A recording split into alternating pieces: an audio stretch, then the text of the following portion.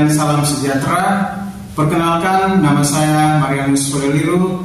Saya adalah salah satu tenaga pengajar di Prodi Sastra Inggris, Fakultas Hukum dan Sosial Humaniora, Universitas Flores.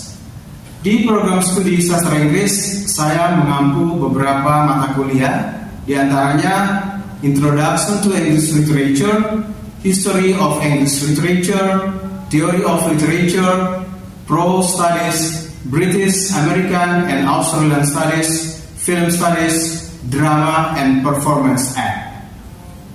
Video ini adalah pernyataan diri dosen dalam unjuk kerja Tridharma Perguruan Tinggi atau yang biasa disebut PDD UKT PT di bidang pengajaran yang dibuat untuk memenuhi salah satu syarat keikutsertaan dalam mengikuti sertifikasi dosen.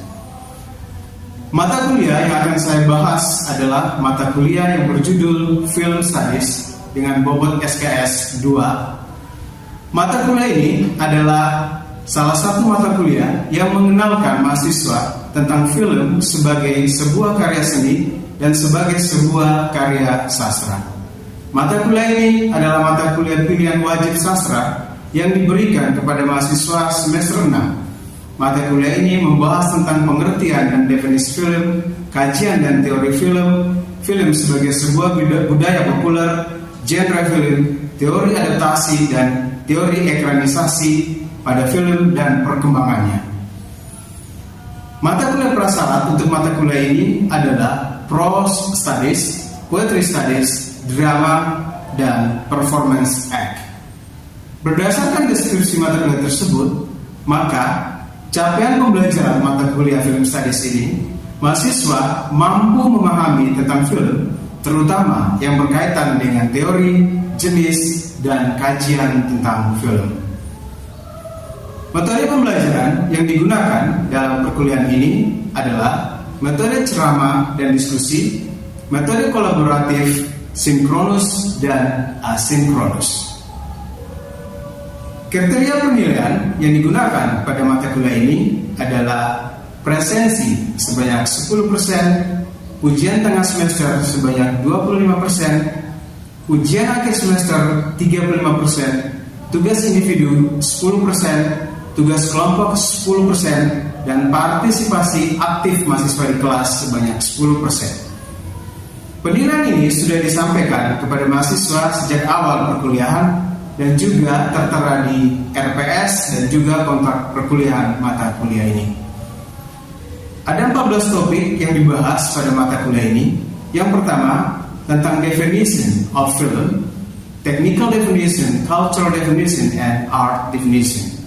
Yang kedua, berbicara tentang narrative theories and non-narrative theories in film. Yang ketiga, berbicara tentang film as a popular culture in war. Yang keempat, berbicara tentang film genre and genre films. Yang kelima, berbicara tentang animated film. Yang keenam, berbicara tentang horror films. Yang ketujuh, berbicara tentang action films. Yang kedelapan, berbicara tentang comedy films. Yang kesembilan, berbicara tentang psychoanalysis film. Yang ke-10 berbicara tentang genre film. Yang ke-11 berbicara tentang post-colonial film. Yang ke-12 berbicara tentang African American film. Yang ke-13 berbicara tentang postmodern film. Semuanya ini membicarakan tentang convention and formula. Materi yang ke-14 adalah materi yang berbicara tentang theories of film adaptation and ekranization.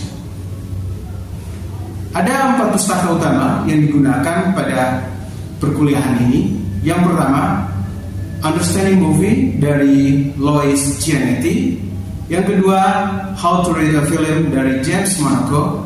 Yang ketiga, The Art of Watching Film dari Petrie and Bobs. Yang kelima, Looking at Movie and Introduction to Film dari Barsom and Mohanan.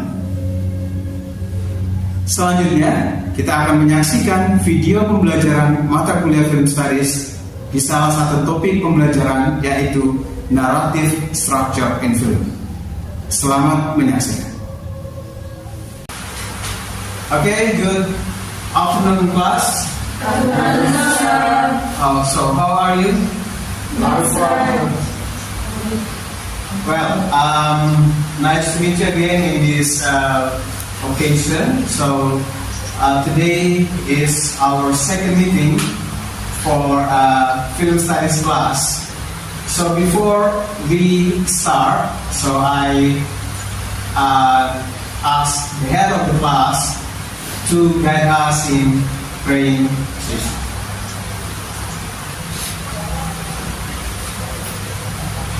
Before we start our activity today, let us take a moment to pray according to our rule.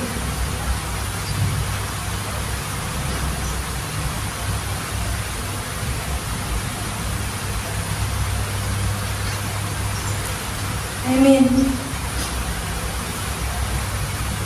Okay, thank you. That was it. Well,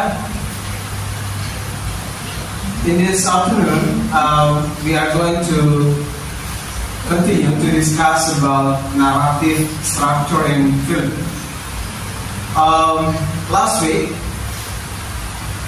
I already give an explanation about some narrative theories in film. I think you already know about that, and as you know that there are some narrative theories of film.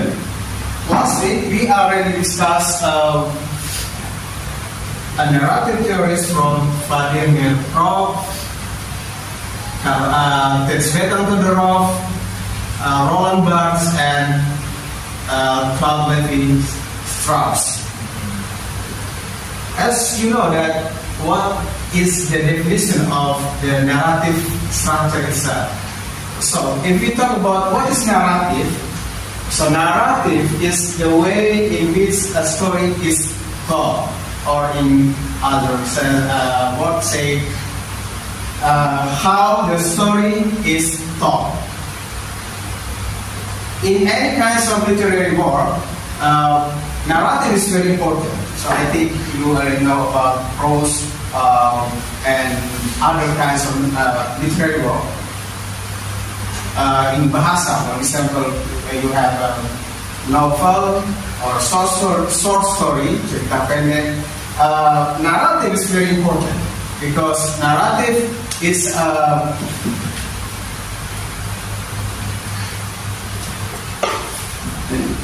important elements in a literary work, in this case prose or novels. So if we talk about film, we have some narrative theories. As I told you before that last week we already discussed about Vladimir Proft's theory, the Tsvetan Todorov's theory, Roland Barthes' theory, and Claude Lévi-Strauss. So in this occasion, before we are going to discuss in more detail about narrative theory, so I will ask you about your understanding about narrative theory itself. So first, I will give a chance to you, Evan. So, what narrative theory that you want to explain based on your understanding? Oke, thank you, Michelle. Apabila benar, jadi yang saya pahami selama ini menurut Vladimir Proft.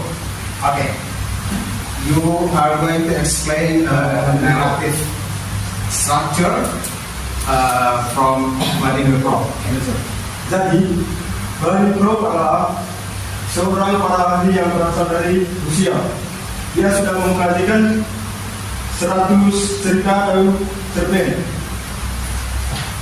Jadi Vladimir Proft adalah urutan fungsi-fungsi tindakan yang dilakukan oleh karakter-karakter dalam cerita yang terjadi dalam pola tertentu dan berulang-ulang dalam dongeng cerita novel. Jadi menurut Proft ini ada 7 tipe karakter. Dan ada 31 fungsi karakter. Ada juga cerita, film, novel, ataupun yang lain-lainnya. Jadi saja menurut pemahaman saya kami juga. Dan untuk detailnya dari IP dan fungsinya saya akan pelajari lagi. Okay, thank you, Evan.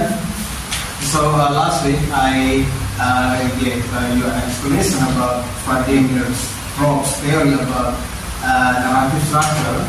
So Propp, firstly, explain about the character roles in narrative structure.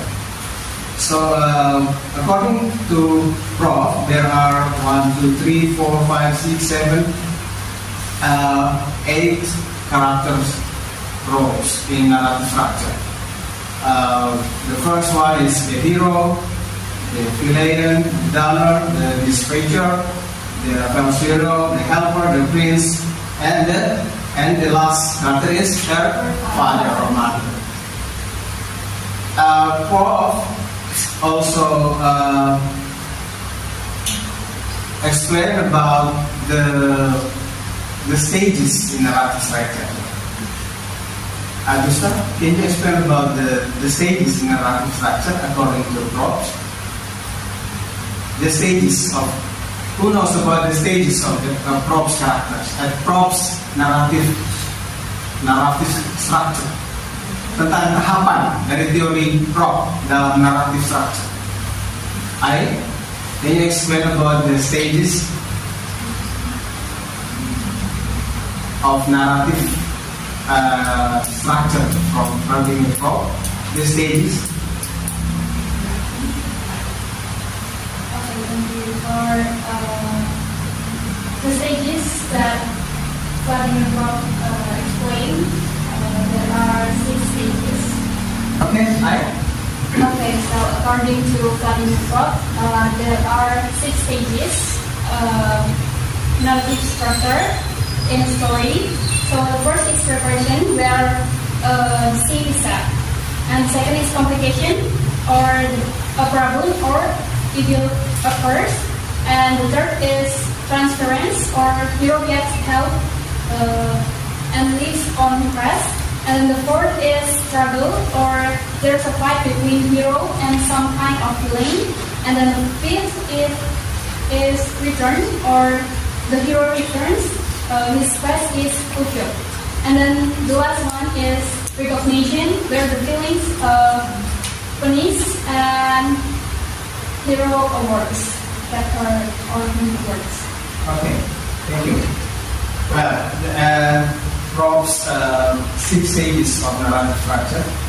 And next, about the Svetan Todorov's narrative theories. So Svetan Todorov here explain about 3 major parts of narrative structure. So according to Svetan Todorov, there are 3 major parts of a narrative structure: equilibrium, disequilibrium, and new equilibrium. He also explained about 5 stages in narrative structure. Okay. Susana, the 5 stages of Todorov's narrative structure.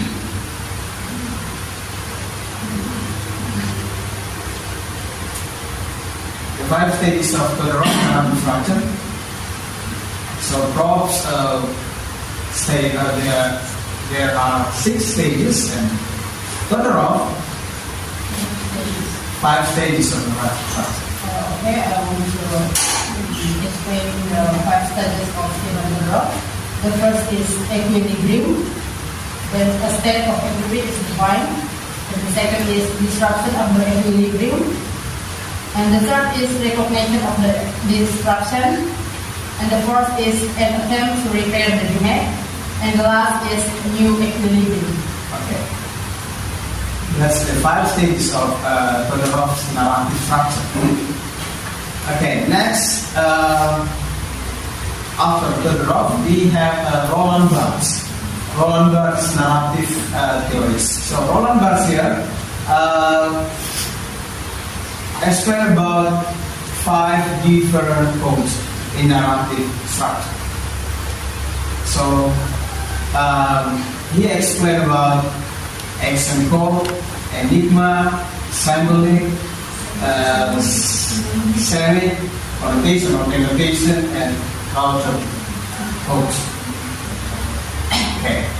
And the last one is Claude Lévi-Strauss. So Claude Lévi-Strauss here explained about binary opposition. So he said that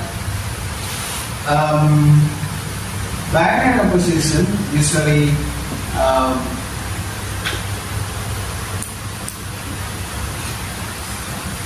happens in films. It means that if we want to know more about the two quality or terms, it means that we have to know more about Claude Lévi-Strauss narrative structure, because binary opposition is a conflict between two quality or terms in a film or in a narrative structure or in a story. For example, we have the weak and strong, we have inside society and outside society, and many more binary opposition.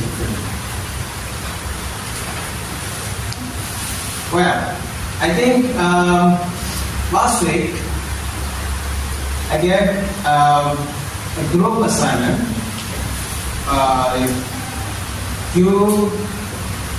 I asked you to watch some films and you try to apply some narrative terms in that film. Okay? Grouping. So, in this occasion, we will discuss it grouping. So, the first group that will present about their analysis or their discussion about narrative structure here is Aidin and Mary Tawea. So Aidin and Mary Tawea will explain about narrative structure according to Todorov in their film. So what is the title of your film?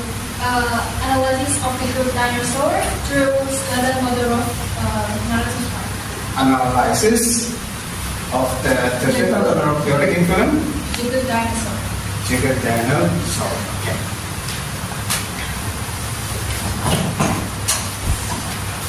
Okay, you may take the decision here. You have 5 minutes, 15 minutes to design your discussion and analysis about narrative structure of the drops. Okay, good afternoon, everyone. Thank you for the time has given to us. So today we would like to give a presentation about our analysis of the Good Dinosaur animation through the Skledan Todorov narrative structure. So first of all, The Good Dinosaur is a film that released in 2015 by studio Pixar Animation Studio and directed by Peter Sun. And the genre of the film is animation, adventure, and family. And then, according to Skledan Todorov theory, there are 5 main stages, but this can be summarized as 3 key points, like we have discussed before. The first one is equilibrium and disequilibrium, and then new equilibrium. And the equilibrium, we can say that equilibrium is a state of equilibrium, or the beginning of the story. And then the second is disequilibrium, or disruption to the equilibrium. And then the third one is the end, or the new equilibrium, reinstating of the equilibrium.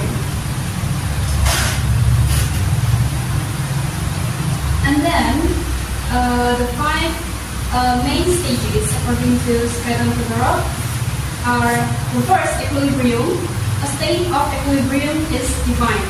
And then second is disruption of the equilibrium. Disruption to equilibrium by some action or crisis. And then the third is the recognition of the disruption. The characters recognize that there has been a disruption, setting goals to resolve the problem. And then the fourth is an attempt to repair the damage. The characters attempt to repair the disruption. Obstacles need to be overcome to restore order.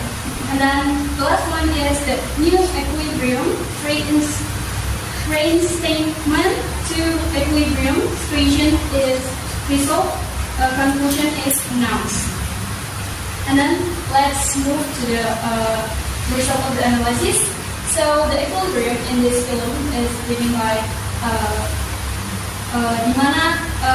jadi awal cerita ini dimulai dalam film ini, yaitu ketika ada keluarga dinosaurus yang isinya ada 5 orang, yaitu ayah, ibu, dan 3 orang anak dinosaurus. Di awal cerita atau di equilibrium ini, di sini diperkenalkan bahwa mereka itu tinggal di gunung Solitude, dan mengenalkan bahwa si anak yang terakhir itu adalah seorang yang penakut.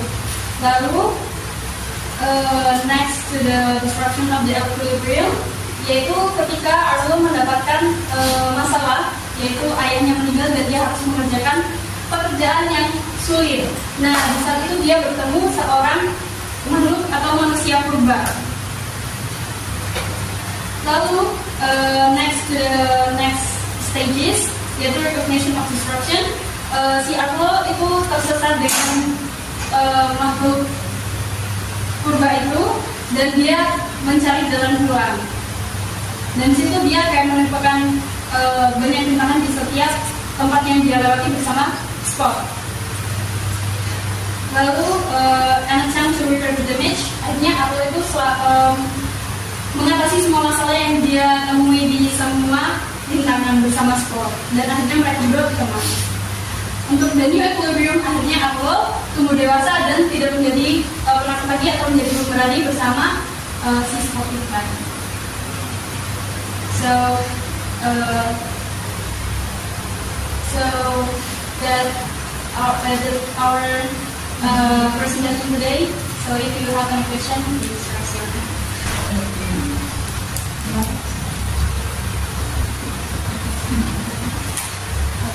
Izin bertanya, saya ingin minta penjelasan scene dari stages yang kedua, disruption. Kemudian saya mau tahu dia dari film ini itu siapa? Terima kasih. Filmnya. Jadi detail dari stage yang kedua, disruption of equilibrium in this film, The Good Dinosaur, itu sebenarnya berawal dari ketika dia menjadi seorang penakut, ayahnya itu meminta dia untuk menjadi seorang pemberani. Jadi ayahnya itu meminta dia tugas untuk memberi makan ayam, untuk pergi ke sungai, tapi dia selalu gagal karena dia takut pada ketakutannya sendiri, dia takut sendiri gitu. Nah, akhirnya suatu hari ayahnya itu kasih tugas yang lebih berat, yaitu menjaga persediaan makanan, yaitu jagung di sebuah tempat penyimpanan gitu. Terus waktu dia menjaga itu, karena ayahnya berbicara bahwa makanan yang ada di dalam situ itu untuk persiapan mereka ketika winter. Nah, ketika dia menjaga itu, ternyata seorang makhluk yang namanya itu Spock, itu manusia purba, dia itu datang untuk mencuri jagung itu, tapi si Arlo itu takut. Jadi Arlo itu mengejar, Arlo membebaskan si anak ini tidak jadi untuk dibunuh. Jadi ayahnya itu marah padanya, akhirnya ayahnya mengajak dia untuk ke suatu tempat. Tapi waktu sampai di sungai, ayahnya meninggal karena badai. Gitu. Jadi itu mulai dari masalahnya, ceritanya itu mulai dari ayahnya yang meninggal. Dan mulai dari situ dia ada dendam lah sama si makhluk purba ini. Nah, tapi kalau kita talk about the feeling in this film, itu sebenarnya feelingnya tuh hanya, kalau feeling utama itu tidak ada, tapi hanya untuk kayak feeling yang ada di lingkaran setiap dia tempat untuk kembali ke jalan pulang gitu, untuk kembali ke rumahnya. Gitu. Jadi kayak misal ketemu dinosaurus yang T-Rex misal, atau dinosaurus yang terbang itu untuk mencapai ke rumahnya. Tapi kalau untuk feeling sama tidak ada. Jadi dia menghadapi masalahnya sendiri bersama si pasukan gitu. Bisa diterima?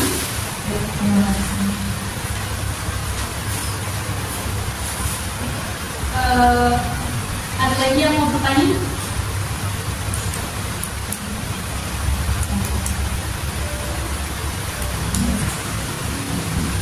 Oke, anyone else? Okay. I will ask what happened to the main character at the last stages. Okay, what happened to the main character at the last stages? So the last stages is new equilibrium, di mana karakter utamanya itu si Aro, si dinosaurus yang pernah ini itu berhasil kembali ke rumahnya. Jadi karena dia sudah melakukan perjalanan, dia itu sudah berteman dengan Aro, sudah berteman, bahkan berteman dengan dinosaurus T-Rex itu tadi, dia berhasil kembali pulang ke rumah. Tapi itu sangat sulit karena dia harus menemukan gunung Peluk yang dibilang ayahnya dulu waktu dia masih kecil. Nah, di situ dia bertemu dengan keluarganya lagi yang hanya tersisa ibunya, Libby dan Bugs kakak-kakaknya. Nah, di situ dia sudah mungkin sudah melewati beberapa masa sehingga dia terlihat lebih dewasa dan terlihat seperti ayahnya. Jadi waktu kembali ibunya melihat seperti sosok ayahnya yang telah meninggal itu. Gitu. Bisa diterima? Okay, so that's all our presentation, and thank you for your participation. See you next week. See you. Okay, thank you, Adin and Merita, for your brief explanation about your discussion about the Todoroff's narrative theories in film. What's the Good dinosaur. The Good Dinosaur. Dinosaur. Okay. Jadi saya kira apa yang disampaikan oleh kelompok ini sudah cukup jelas bagaimana dalam setiap karya sastra, khususnya film, itu mempunyai naratif structure yang berbeda-beda tergantung dari mana kita menganalisisnya atau kita menggunakan teori siapa. Jadi kalau kita menggunakan teori Todorov, kita akan melihat dari 5 stages itu.